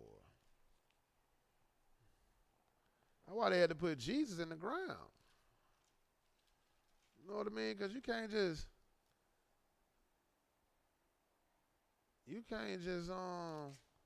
have the dead out here just, out and about, or just,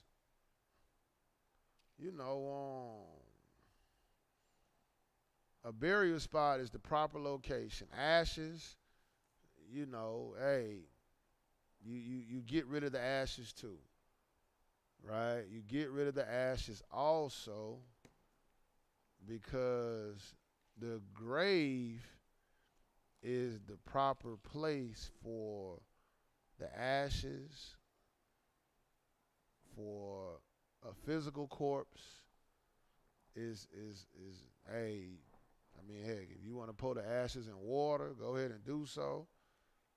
We had something like that for my in-law, right? We did the pouring of the ashes for my in-law. So if that's something you want to do, fine. But to keep it in an urn or to keep it in a necklace, man, the Lord said when he returned, man, he gonna be putting all that back together. But look at what he doing. He putting all that back together. So how you gonna put it back together? He gonna gather even the ones that died at shipwreck. He gonna gather all them bodies that probably might be ashes and some fish poop. He gonna gather all that stuff together and put it together and bring them in the resurrection of the dead, or bring them in the first resurrection. But look at this right quick.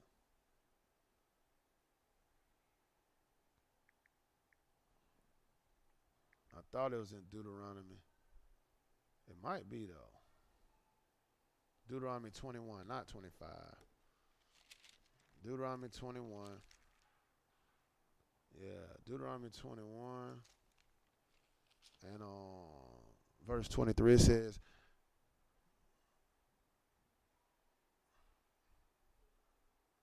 I'm going to read 22 and 23. If a man have committed a sin worthy of death, and he be to be put to death, and thou hang him on a tree. Now, this ain't what happened with Jesus now, right? This is not what happened with Jesus. Jesus didn't commit no sin. No, but this is what was going about. You know, people committed sin. In some cases, they got hung from the tree. And look at what 23 say. His body shall not remain all night upon the tree, but thou shalt in any wise bury him that day. For he that is hanged is accursed of God, that thy land be not defiled, which the Lord thy God give thee for an inheritance. So this is why you got to, this is why they kind of had to get Jesus out of the cross. Not saying that Jesus was cursed of God. No. The Bible says he was stricken of God, but he wasn't cursed, right? But the bodies had to go in the grave. The bodies had to go in the grave because it would defile the land. How would it defile the land? As to what we just read in Numbers 19, you come in contact with a dead body, you are unclean for 7 days. The third day, you got to make sure you bathe yourself. So just think about that. If you always wearing a necklace with ashes in it, you can't even partake in the Passover. Because the Passover, you supposed to, the only way you could miss taking the first Passover is unless you was in a long journey or you came in contact with the dead. So you know that if you don't partake in the Passover, in Hebrews, it's like you kind of, first of all, the Passover is a memorial to remind you of what occurred in Egypt. Not only that, it's also pointing unto Christ as well. So let's just look at you rocking a chain with ashes in it, making yourself unclean. That means, look at this. Numbers, I don't think it was in Numbers 19. It may have been. Was it in Numbers 19? Nope, not Numbers 19. But Numbers...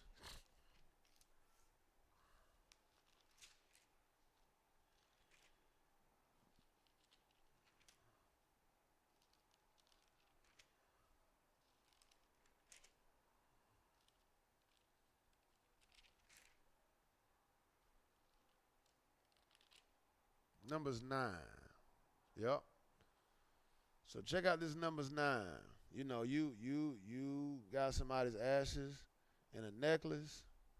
Yeah, you shaking somebody's hand, you making them unclean because you unclean. And it's like you never become clean. You never become clean because you got the ashes of a dead body in a necklace. Right?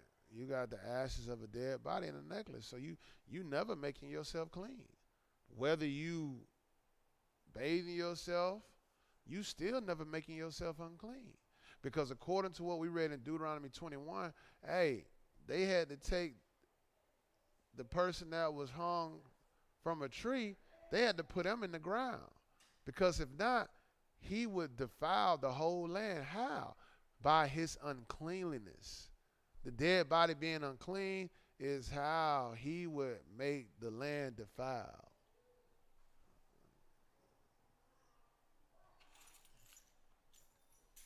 is how he would make the land undefiled. So look at this Passover in Numbers chapter 9. Numbers chapter 9. Numbers chapter 9. And it says, we ain't going to read all of this, but we're going to read verse 6. 5. You need to put on some shoes if you're going to go outside, boy. Numbers 9 and 5. It says, and they kept the Passover on the 14th day of the first month at even in the wilderness of Sinai, according to all that the Lord commanded Moses. According to that, I'm sorry, I got sidetracked with my kids. And they kept the Passover on the 14th day of the first month at even in the wilderness of Sinai, according to all that the Lord commanded Moses. So did the children of Israel. And there were certain men who were defiled by the dead body of a man, that they could not keep the Passover on that day. And they came before Moses and before Aaron on that day. And those men said unto him, we are defiled by the dead body of a man. Wherefore are we kept back, that we may not offer an offering of the Lord in his appointed season among the children of Israel? And Moses said unto them, stand still, and I will hear what the Lord will command concerning you. And the Lord spake unto Moses, saying, speak unto the children of Israel, saying, if any man of you or your posterity means your lineage,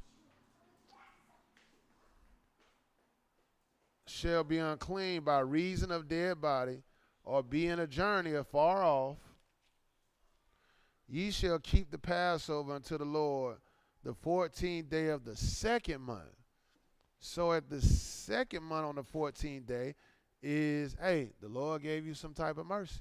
You came in contact, so all right, cool. I got till the second month on the 14th day. I got 30 days later I can take the Passover. Bet. Are you going to come into contact with a dead body again? Nah, you're going to make sure you bypass that. You're going to make sure you bypass that, hey, because the Lord put in a stipulation. And the stipulation he put in there was to allow you to be able to take the Passover the second time. Because the first time, hey, you came in contact with a dead body. Now he said, you know what, let's write up a stipulation so that, guess what?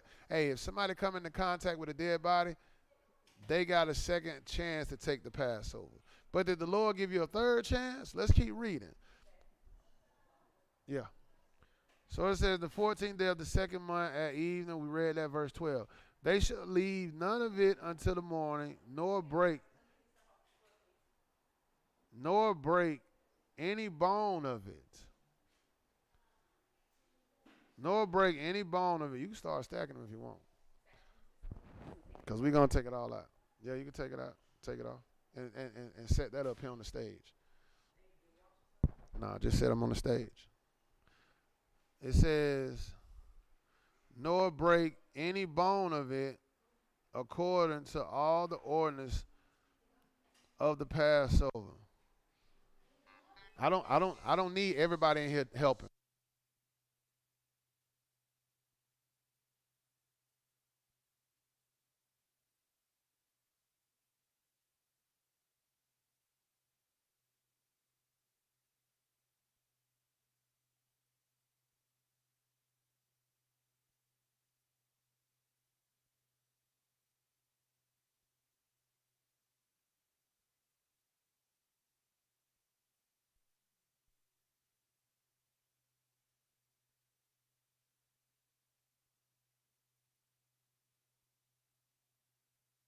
Jeez. All right, so it says, now he's talking about how you're going to eat the Passover, but check this out, though. Verse 13. But the man that is clean, right?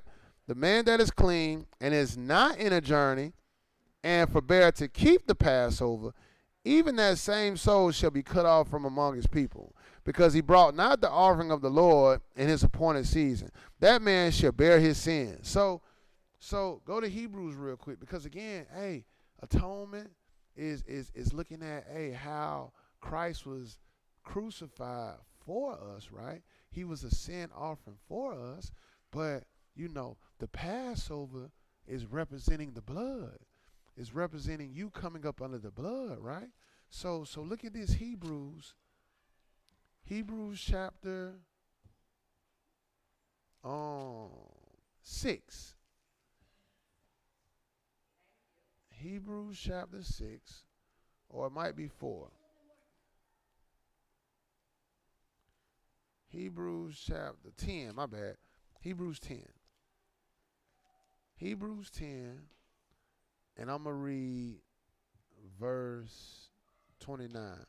It says, of how much sore punishment suppose shall he be thought worthy, who trod it under foot the Son of God, and have counted the blood of the covenant wherewith he was sanctified an unholy thing, and have done despite unto the Spirit of grace.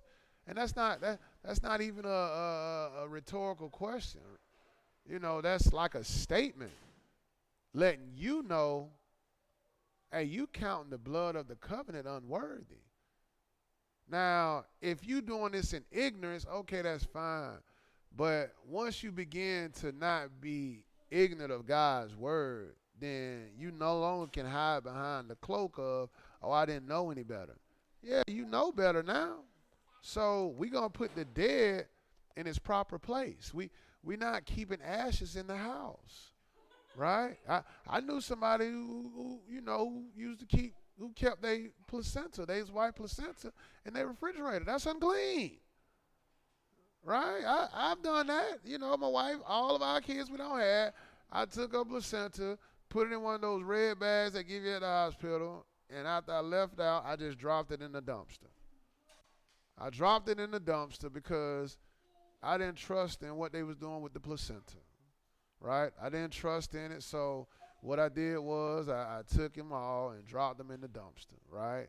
I'm not taking it back to my house. No, I'm not doing that, because it's coming out of a woman. Like, that's why Ezekiel said to the Lord, like, not to eat man's dung, because he turned around and said, hey, I've never eaten anything unclean, because that would be unclean if you eating man's dung. Then the Lord turned around and be like, hey, you know what? You can eat cow's dung. This is why I had y'all sitting out there.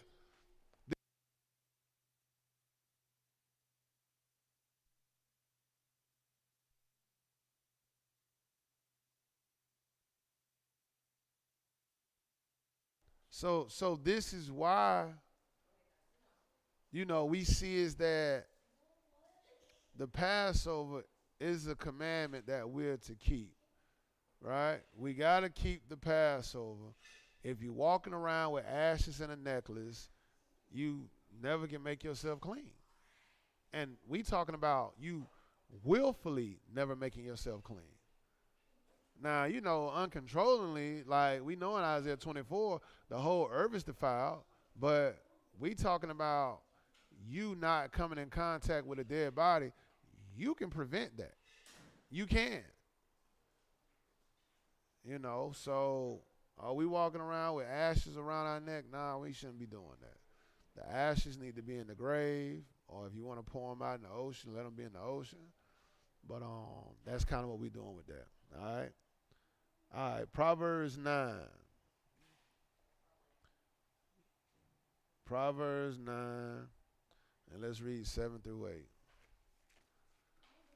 All right. Proverbs 9. Everybody go. Okay, all right, you good, Deja. You stand there reading. Proverbs 9. Bye, Zuri. Proverbs 9. Close that door. 7 through 8. It says, he that reprove a scorner get to himself shame, and he that rebuke a wicked man get himself a blot. Reprove not a scorner, lest he hate thee. Rebuke a wise man, and he will love thee. All right, so explain the character and mindset of a scorner in these scriptures. Okay. All right.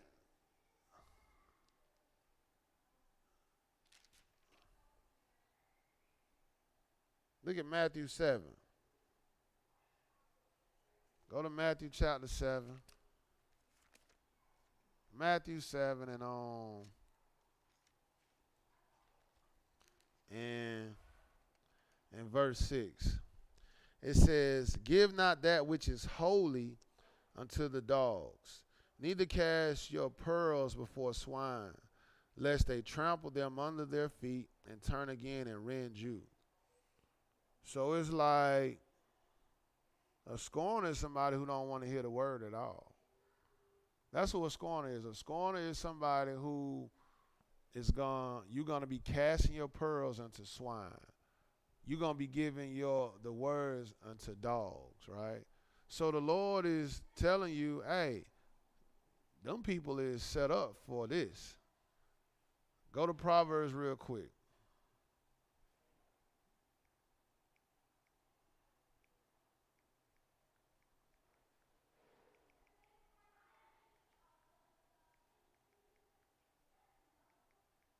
Close that door.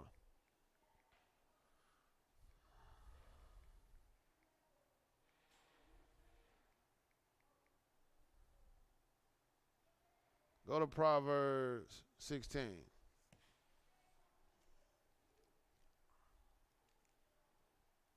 Proverbs 16. Look at what the Lord said. Look at what Solomon said. Proverbs 16. And look at what this verse 4 reads. Proverbs 16:4. The Lord have made all things for himself. Look at what the Lord said he did. He have made all things for himself, right? It says, yea, even the wicked for the day of evil. So it's like when the Lord returned, it's almost like he have made the scorner for a sacrifice. What you mean? How can he be a sacrifice? Go over here to Numbers real quick. Go to Numbers. Numbers chapter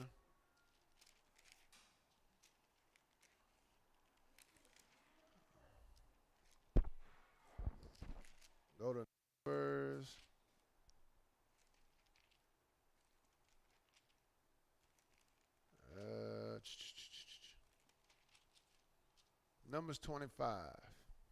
Check this out. Numbers 25. And Phinehas, the son of Eleazar, hey, look at what he did with the Israelite and the Midianitish woman. I'm going to start at Numbers 25 and verse 7. I'm going to start at 1. It says, and Israel abode in Shittim, and the people began to commit whoredom with the daughters of Moab. And they called the people unto the sacrifice of their gods. And the people did eat and bow down to their gods. And Israel joined himself unto Baal Peor. And the anger of the Lord was kindled against Israel, right? The Lord was angry.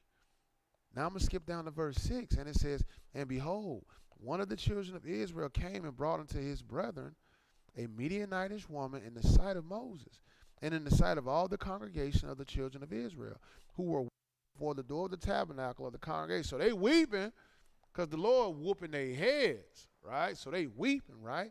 But throughout all of this, look at what one of the Hebrews tried to pull off. He tried to still bring in, or he wasn't sneaking it. He was open with it. He didn't try to disguise it or any of that. Because look at what it said. It said he brought a Midianitish woman in the sight of Moses and in the sight of all the congregation. So he wasn't trying to hide this. He just didn't get the memo. Boy, don't you see what God doing to people over here?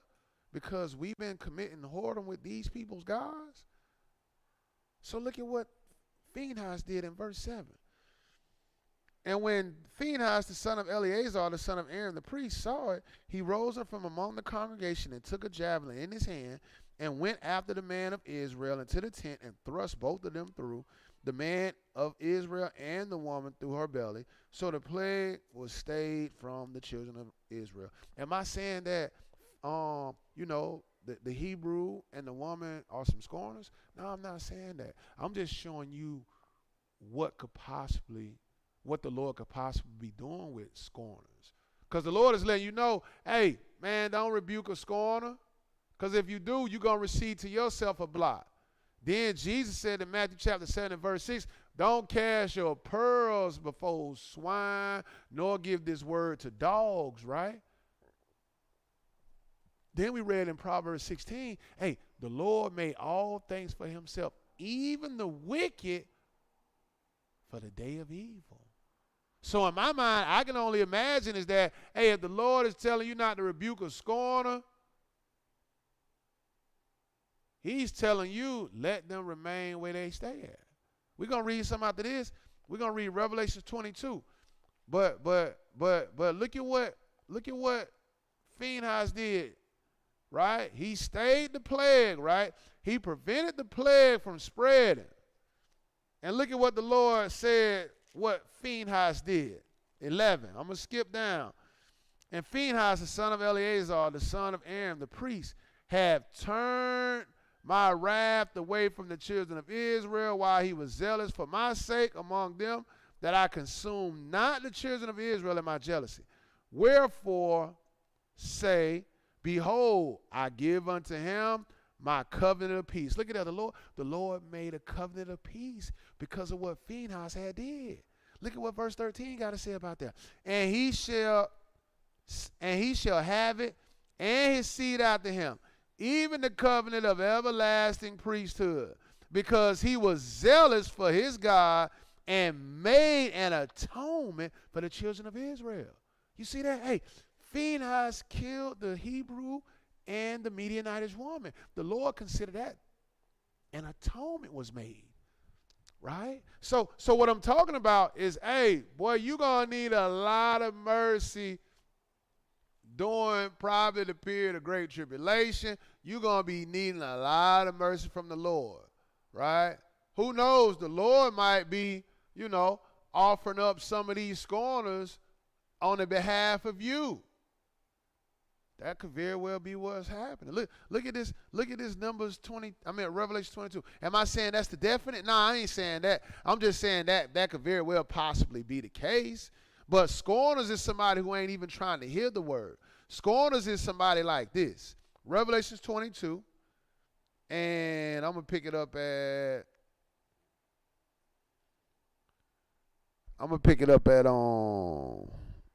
11. He that is unjust, let him be unjust still. He which is filthy, let him be filthy still. He that is righteous, let him be righteous still. And he that is holy, let him be holy still. But look at what it said. Hey, it said the one that is unjust, hey, keep that energy.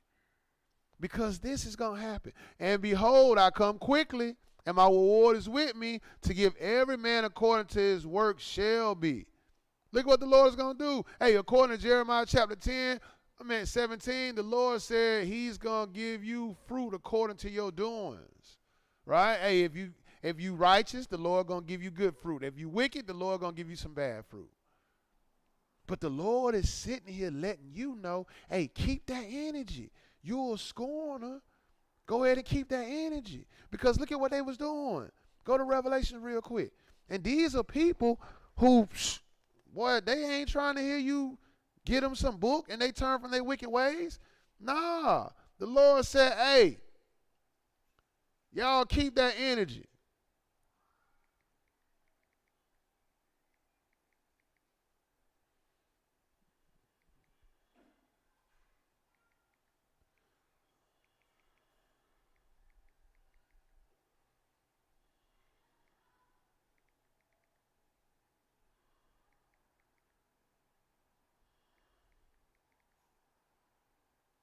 Check this out. Revelation 16. Look at what it say. This might be these people. This might be these people who the Lord telling you better not rebuke. Look at what Revelation 16 say. Now we talking about trumpets, right? This is wrath coming from God.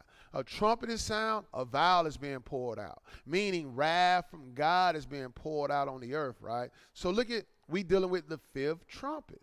It says, verse 10, Revelation 16 and verse 10. It says, and the fifth angel poured out his vial upon the seat of the beast, and his kingdom was full of darkness, and they gnawed their tongues for pain. Verse 11, and blasphemed the God of heaven because of their pains and their sores, and repented not of their deeds. Look at what they not doing. They not repenting. They blaspheming, and they cursing God. Right? They cursing God. Verse 9, and men were scorched with great heat and blasphemed the name of God, which had power over these plagues, and they repented not to give him glory. Look at what they not doing. So you got to realize the Lord said he made the wicked for the day of evil. We talking about when he returned. It is going to be evil up on the earth. So these people could be, being used for, a sense of an atonement, right? But we do know that the Lord said, don't rebuke a scorner. And these scorners are people who don't even want to hear the word. You're going to have people being tormented by God that they're going to be praying that the Lord kill them. But the Lord like, nope, he going to torment them for 5 months. They're going to be going through torture for 5 months, right? To the point where, boy, they're going to wish that they had found death. And the Bible says death ain't even going to find them. Like we read in Revelation 22. Hey, if you want to be unjust, keep that same energy. If you want to be filthy, keep that energy. Don't be trying to rebuke them. Nah, let them have it. Because like Brother Bowie would say, boy, ain't nobody chasing nobody around to put $100 in their back pocket. Nah, we got pearls. So you got to have discernment as well. You can't save everybody. First of all, we ain't, the Lord just showcasing our fruit, right? The Lord just showcasing our fruit. And he's also saying, be instant in season and out of season. Be ready to give an answer. So you need to be on point to be ready to give an answer according to the word. But the Lord is really just showcasing your fruit before the world. So we ain't saving nobody. It is the Lord that's using you to convert the wicked. And if the wicked ain't trying to hear this, you got to have some type of discernment, right? You got to have some type of discernment to know who to bring the word to and who not to bring the word to, right? But even the Lord told Moses, nah, you ain't blind. You ain't standing in the gap for nobody. The person who's sin is who I'm going to blot out. So, when you look at that Revelation, when you look at that Proverbs, sis, that Proverbs, the Proverbs is on kind of explaining the mindset of a scorner. Hey, boy, they ain't trying to hear the word. Nah, look at this right here. Look at this. Look, one of my favorite Proverbs. I read it for the first time. I was like, wow, boy, they really in some quicksand. The wicked, because that's what the scorner is. The scorner is the wicked. They really in some quicksand. And it seems like it's levels to wickedness. You know what I mean? It seems like it's like dark levels to wickedness, like where people really out here working for the devil, right? Like the Pope. You know what I mean? The Pope of Rome is really working for the devil. He ain't trying to repent. He think he's the vicar of Christ. So by him thinking he's the vicar of Christ, he think he's in tune with God. He think what he's doing is spot on with God, right? But look at what the Lord said about the wicked. He considered them to be fools, but check this out. He said a mouthful in this. Let me find it.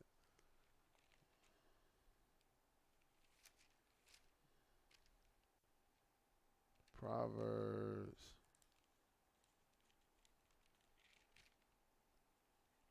Oh, Proverbs 13. There we go. Proverbs 13 and 19. It says, the desire accomplished is sweet to the soul, right? But it is abomination to fools to depart from evil.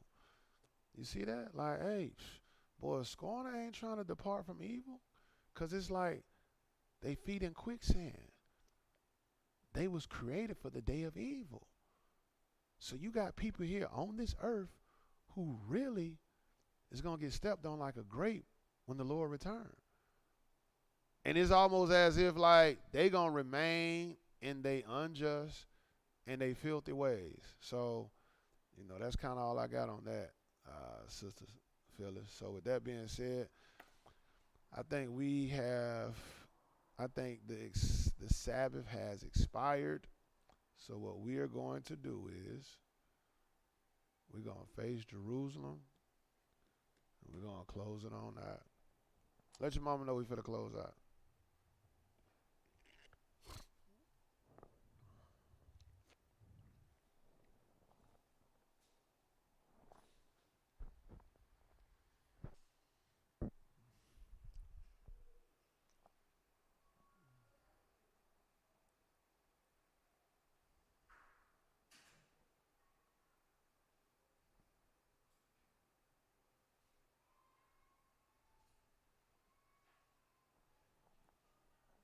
I can't get that thing through that door.